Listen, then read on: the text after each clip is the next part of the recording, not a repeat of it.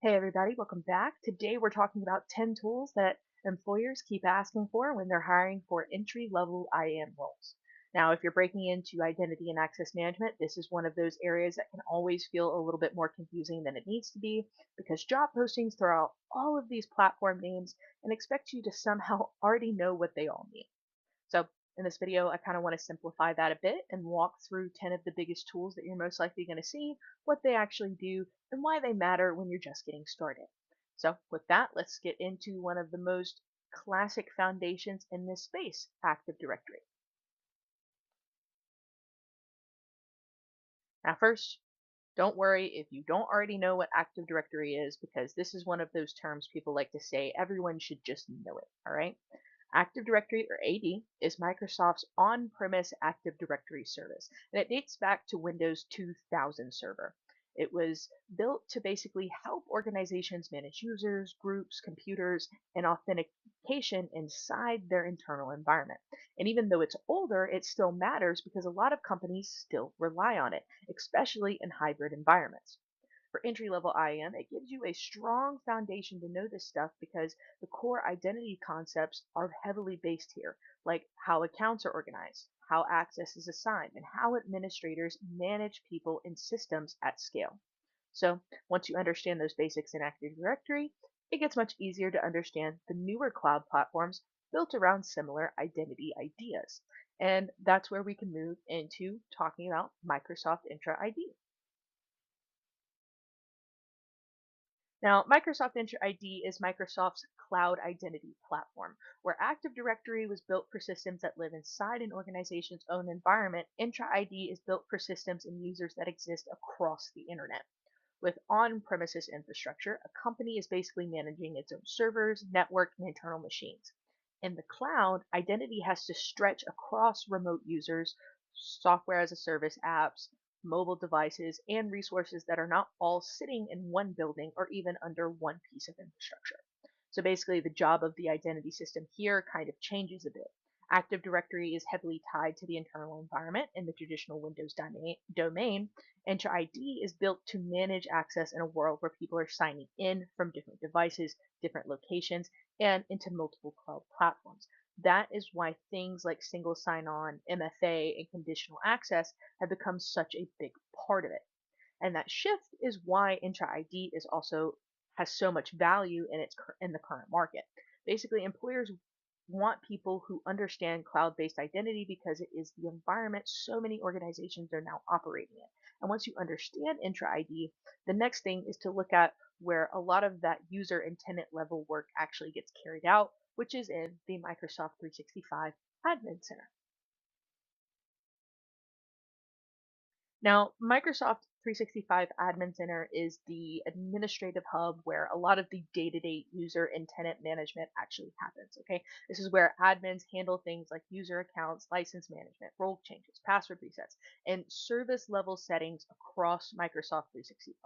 So while Entra ID is the identity system controlling authentication and access, M365 Admin Center is one of the main places where that identity related work gets carried out in practice. Now, that relationship is important because it shows how identity work is not just about understanding one platform in isolation. In real environments, these systems work together. Entra ID helps define who a user is and what access rules apply to them, while Microsoft 365 Admin Center is often where admins go to manage the user's place inside the broader Microsoft ecosystem. And one reason this matters so much is because a lot of companies have gone in the Microsoft direction overall. They are not just using Microsoft product, they are using a full stack of services that connect with each other, which makes administration more centralized and often more efficient. So for entry level IAM roles, knowing your way around Microsoft tools can be a huge advantage because these environments are everywhere. Now, Microsoft is not the only major identity ecosystem employers care about. A lot of companies, especially ones with heavier software as a service usage, use other platforms to centralize access and authentication. And one of the biggest names we got out there is Okta, which I'm sure if you haven't heard of it, you're going to know. Now, Okta is a cloud identity platform that helps organizations manage sign-in, single sign-on, MFA, federation, and user access across a wide range of applications, kind of like some of the stuff that we talked before. Now, in practice, it acts as a central identity layer that connects users to the tools they need without every single application having to manage authentication on its own. What makes Okta stand out is that it's built to work across a very mixed environment, a lot different than the entry system. A lot of companies don't usually live entirely inside Microsoft ecosystems because they may use things like Google Workspace, Salesforce, Zoom, Slack, AWS, and all kinds of other software as a service products. And that kind of setup, Okta can kind of feel like the more natural and more flexible solution because it's designed to sit in the middle and connect all of those different services operating on all of those different OSs together.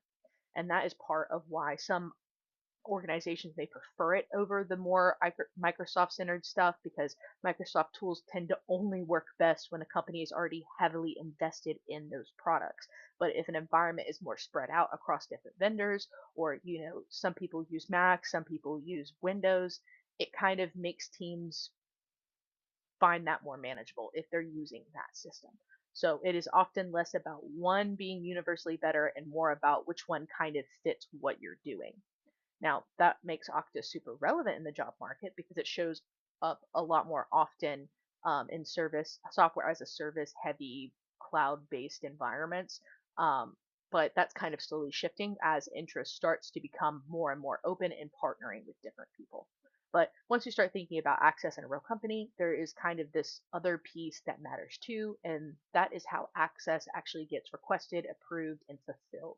So that kind of brings us into talking about one of our example ticketing systems, which is ServiceNow. Now, ServiceNow is something that I've used before, and it is one of the most widely used platforms for handling internal requests. More generally, I can kind of explain ticketing systems, which is basically giving companies a structured way to submit issues, route them to the right people, and keep a record of what happened. And IAM, that often means access requests, account problems, and role changes. Now, a big reason ServiceNow has become so popular as a service is because it supports a huge range of integrations. Companies rarely use just one system, so being able to connect to identity tools, HR platforms, email systems, security tools, and internal processes, all of that in one workflow, it makes it much more useful than just having some basic ticketing queue that I could have mentioned here. Now, it also has a built-in knowledge base, which is really, really cool because it gives teams basically a central place to store guidance, procedures, and support documentation, which means if you're starting out and you're struggling with something or you don't know where something is, you can just look it up inside the ticketing system and it'll show you what your company's procedures are for a specific task. And that makes it easier for both users and technicians to find answers, okay? Because the cool part about the KB system is that you can use that system to link to an outside source so that people can search your KBs or at least the ones that you've marked as public. I find that cool. We use that system at where I work, and I've always found this to be just one of the best ticketing systems that I've ever worked with. So once those requests and processes are in place, right, the next question kind of becomes how can companies protect the actual sign in itself? And that is where we're going to talk about Cisco Duo and just multi factor authentication in general. Now, Cisco Duo is an MFA and access security platform that adds basically a extra step to verification during the sign in process. If you're not familiar with it, it's like green and it kind of looks almost like Cash App. If you look it up, you'll kind of see the structure. It's really cool. If you're in school or really doing anything work, you've probably seen this before, but I just wanted to mention it in case you haven't. Now, Microsoft has a similar setup through Microsoft Authenticator, which I will mention because it does work with Entra ID. On the user side, those experiences can actually feel pretty similar since both are pretty much built around approving logins and proving identity. It uses basically the same process. Some instances they'll use numbers, sometimes it's a push. In Duo now you can use numbers and a push, and I believe Microsoft Authenticator has started doing a button for it now. But I think that's going to be in the next update. It just depends on what their 2026 is going to look like, apparently. Now, the bigger difference for this stuff tends to show up on the admin side and in the environment that they are kind of building for. Microsoft setup makes kind of a lot of sense in organizations that are already really centered around Intra and Microsoft 365. But Duo is often a really strong fit for people who have mixed environments, especially ones who are using tools like Okta because it works well across different platforms and you can feel a more straightforward thing going on when it comes to activating credentials, redistributing access, and managing the authentication process itself.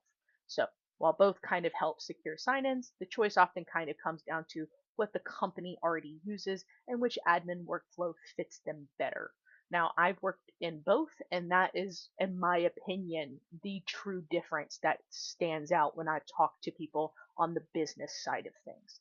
Now, from this point, we can kind of move into the next layer of access control because identity is not really about just the user signing in, it's also about the device that they are signing in from, which kind of brings us to talking about Microsoft Intune. Now, Microsoft Intune is Microsoft's endpoint management platform. In simple terms, that just means it helps companies manage and secure the devices that people use for work, like laptops, phones, and tablets. Through Intune, basically admins can set security rules, deploy apps, enforce updates, and then check whether a device is compliant before it is allowed to access company resources. And that matters because identity is not just about the person anymore, it's also about the device that they're using. A company might trust you to enter the right password and prove the MFA, but it still may not want to let you access it from like your personal laptop because it might be unencrypted, out of date, or missing security controls. So tools like Intune can help answer that next question of not just who you are, but where you're signing in from and should that device be trusted.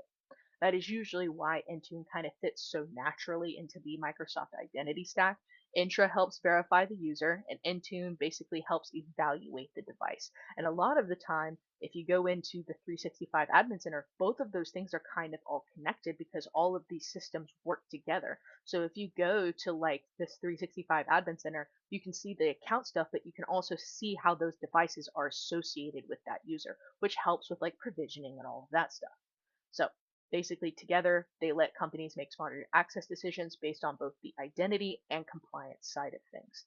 And really, if Intune is set up well, it is usually a pretty straightforward system from the admin and user side because for most people, they're not really thinking about it much unless they're getting or setting up a new device, enrolling, a user for work or kind of running into a policy issue during provisioning. So from here, we can kind of shift into a different ecosystem because while Microsoft has its own way of handling identity, access, and administration, plenty of organizations do similar work through Google's environment. So we're going to kind of talk about Google Workspace. Now, Google Workspace is Google Cloud's admin based system. It also handles a lot of productivity stuff. But from an IAM perspective, it's basically just another place where admins manage users, groups, service access, and security settings through the central admin console. What separates it a bit from the Microsoft side is that it's built more natively around browser first, cloud delivered services. So the environment can feel lighter and more centralized when an organization is living in primarily Google's ecosystem rather than splitting attention between on prem infrastructure and cloud layers. This system can kind of do a bit of both, if that makes sense. Now, that is also why it tends to show up so often in schools and other cloud first environments because Google has a dedicated Google Workspace for education offering, and the overall platform fits well in places that want simple web based collaboration and a centralized administration without as much dependence on the traditional Windows infrastructure. So, even though the interface and ecosystem are different, the core IAM work is still basically there. You're still managing identities, access, and organizational structure just through Google's model instead. And once you start seeing how the same identity work carries across these different platforms, the next thing that starts to matter is speed. Because no matter which system you're in, doing everything by hand only gets you so far. And that's what makes PowerShell such a valuable next step. So let's talk about that. Now, PowerShell is Microsoft's command line and scripting tool, and it starts to matter in IAM when the work stops being small enough to kind of handle by hand.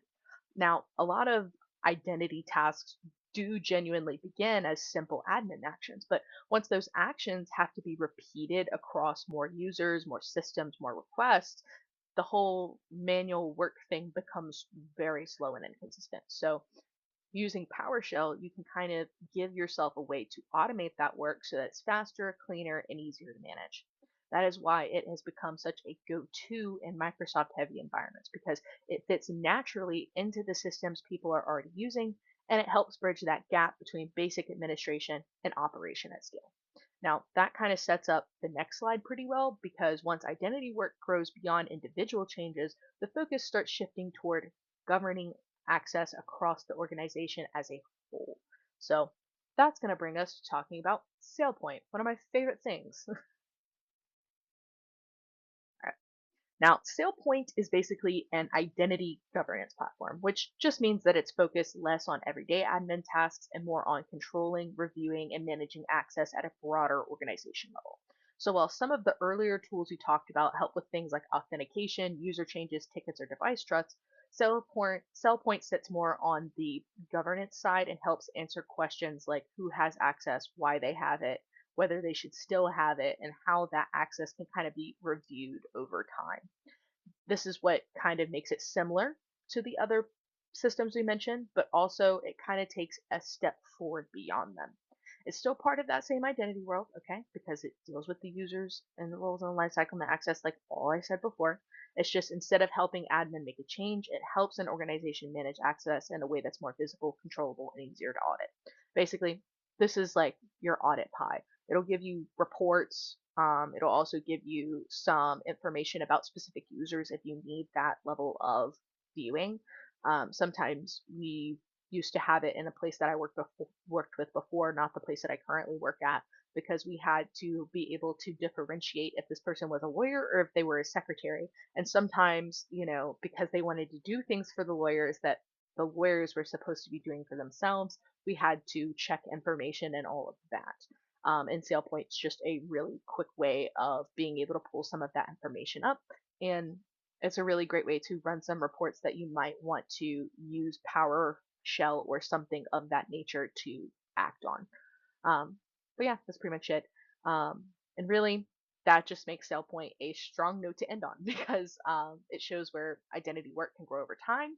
You might start with users, groups, tickets, and MFA, but eventually that work connects to larger questions about governance and con- access control across the whole organization. So, with that, let's kind of move on into the references for everything in this deck, and I'm going to kind of talk about what you can kind of use this stuff for.